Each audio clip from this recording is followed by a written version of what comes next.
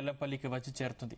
Project పూర్తి స్థాయి నీటి మట్టం 20 టీఎంసీలు కాగా ప్రస్తుతం 10 టీఎంసీల నీటి నిల్వ దాటింది. దాంతో కాళేశ్వరం బాహుబలి మోటార్లు ప్రారంభమయ్యాయి. నందిమేడారం గాయత్రి పంప్ హౌజ్ల మోటార్లను ఆన్ చేసి నీటిని ఎత్తిపోస్తున్నారు. మంచిర్యాల, జగిత్యాల, నిర్మల్ ఏరియాల్లో నిన్న రికార్డు స్థాయిలో వర్షపాతం నమోదైంది. 3000 క్యూసెక్లను బిడ్మానేర్ వైపు తరలిస్తున్నారు. అటు ధర్మపురి వద్ద గోదావరి నీటి మట్టం పెరుగుతుంది. ఇదే అంశంపై ఇవాల్టి డిబేట్లో చర్చిద్దాం. డిబేట్లో మనతో పాటు పాల్గొంటున్నారు పాపారావు గారు, అనలిస్ట్, అదేవిధంగా సుమిత్ర ఆనంద్ గారు బీఆర్ఎస్ నుంచి, అదేవిధంగా తులా ఆంజనేయులు గారు బీజేపీ నుంచి. ముందుగా పాపారావు గారు, గుడ్ మార్నింగ్. మీ దగ్గర నుంచి స్టార్ట్ చేద్దాం. గుడ్ మార్నింగ్ అండి. Good morning sir. మొత్తం మీద ఎల్ నీనో ప్రభావం లేకపోతే కాంగ్రెస్ ప్రభుత్వంపై విమర్శలు, అంటే ఇది కాలం తెచ్చిన కరువు కాదు, కాంగ్రెస్ తెచ్చిన కరువు అంటూ కూడా అన్ని ప్రతిపక్షాలు కూడా విమర్శించే పరిస్థితి మనం చూసాం. సో ఇప్పుడు వర్షాలు సమృద్ధిగా పడుతున్నాయి, రైతులు కూడా కొంతమేర బాగానే ఉన్నారు. ఇప్పుడు బాహుబలి మోటార్లు కూడా ఆన్ చేసే పరిస్థితి నెలకొంది. సో ఇప్పటికైనా మనం గత కొన్ని రోజులుగా చూస్తున్నాం కదా, అంటే మొత్తం వర్షాభావం మీదనే అన్ని డిబేట్లు కానీ లేకపోతే ప్రజలు కూడా చర్చించిన పరిస్థితి మనకు కనిపించింది కదా.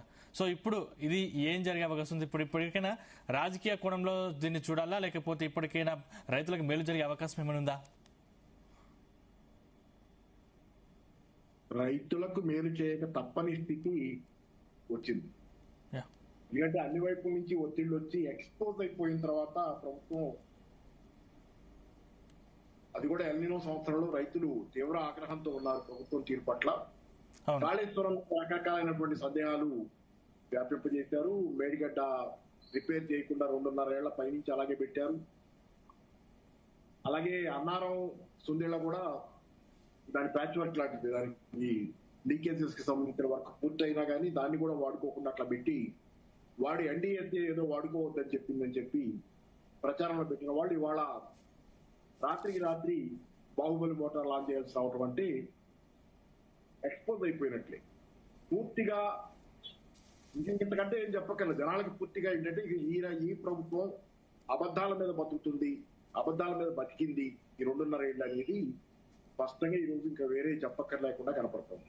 శుభ్రంగా బాహుబలి మోటార్లు పనిచేస్తున్నాయి, నీళ్లు పరవళ్ళు చెప్తా పారుతున్నాయి. మరి ఇప్పుడు జరిగిన డ్యామేజ్ కి 2.5 ఏళ్ల డ్యామేజ్ కి ప్లస్ ఇప్పుడు ఈ సీజన్ లో జరిగిన డ్యామేజ్ కి చాలా చోట్ల పంటలు ఎండిపోయే పరిస్థితి.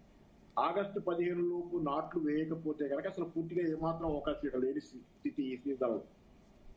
ఈ పరిస్థితి తెచ్చిపెట్టినందుకు అసలు నిజంగా అయితే కనుక దీని మీద పబ్లిక్ ఇంట్రెస్ట్ లిటిగేషన్ కూడా పడేయచ్చాము కోర్టులో, బిల్ పడేయచ్చు. ఎందుకంటే రైతులకు సంబంధించి ఇంతమంది లక్షల మంది, కోట్ల మంది రైతులకు సంబంధించినటువంటి వ్యవహారంలో అబద్ధాలు ఆడి ఇంతమందిని ఇన్ని ఇబ్బంది పెట్టి ఇన్ని కోట్ల జీవితాలు ఇబ్బంది పడటానికి కారణమైనటువంటి ప్రభుత్వే కారణం, ఖర్చు చేయడం వేసినట్టు. కాబట్టి అంటే ఇంకా మాటలు అనవసరం దీని గురించి. కాకపోతే ఏంటంటే ఇక్కడ జరిగింది 2.5 ఏళ్ళు, ఇప్పుడు 6 నెలలుగా కూడా అనేక మంది, నేను మొన్న ఒక డిబేట్ లో కూడా మన దగ్గర కూడా అంటున్నాను నేను, ఏమైంది ఈ ప్రాణహిత నీళ్లు పట్టిసీమ ఎత్తిపోతల కోసం గురువు గారికి గురుదక్షిణగా ఇచ్చుకున్నట్లు అయింది. ఆంధ్రప్రదేశ్ వదిలేయటం కోసం ప్రాణహిత నీళ్లు ఇక్కడ వాడుకోకుండా గేట్లు ఎత్తేసి వదిలేస్తే ఏమవుతుంది, ఆటోమేటిక్ గా డౌన్కి వెళ్ళిపోతాయి. 700 కిలోమీటర్లు 750 కిలోమీటర్ల దాకా తెలంగాణలో గోదావరి నది పారుతుంటే ఆ నీళ్లు ఇక్కడ వాళ్ళకి లేకుండా ఇక్కడ పొలాలు ఎండుతుంటే పట్టిసీమ ఎత్తిపోతలకు నీళ్లు వెళ్తున్నాయి, డెల్టాలో నీళ్లు దొరుకుతున్నాయి ఏంటి అర్థం? ఏంటంటే అక్కడ దొరికితే మంచిదే, వాళ్ళకు నీళ్లు ఉండాలి. కానీ ఏంటంటే ఎక్కడైతే ముందు ఇక్కడ పరివాహక ప్రాంతం, ఎగువనున్న పరివాహక ప్రాంతం, అక్కడ నీళ్లు లేక రైతులు విరవిల్లాడుతుంటే జరిగింది. మరి కడుపులో మండుద్ది జనానికి. ఖచ్చితంగా ఏంటంటే ద్రోహం జరిగింది తెలంగాణకి. కాళోజీ ఎప్పుడో అన్నారు కదా, బయట వాళ్ళు ద్రోహం చేస్తే ఏం చేయాలి, తరిమి కొట్టండి అన్నాడు. అందులో లోపల ఇక్కడ వాళ్ళే ద్రోహం చేస్తే పాత్ర వేయండి అన్నాడు. ఏం చేయాలో ప్రజలు ఆలోచించుకోవాలి. ఇది జరిగిన తర్వాత స్పష్టంగా ప్రజల కళ్ళ ముందు ఏం జరుగుతుంది అనేది కనపడుతుంది, ఏం జరిగింది అనేది కనపడుతుంది. కాబట్టి వేరే చెప్పేది ఏమి లేదు, అంటే దీని గురించి పెద్ద మాట్లాడడానికి కూడా ఏం లేదు. కాబట్టి నేను అటు మాటలు కూడా వెతుక్కుంటున్నాను.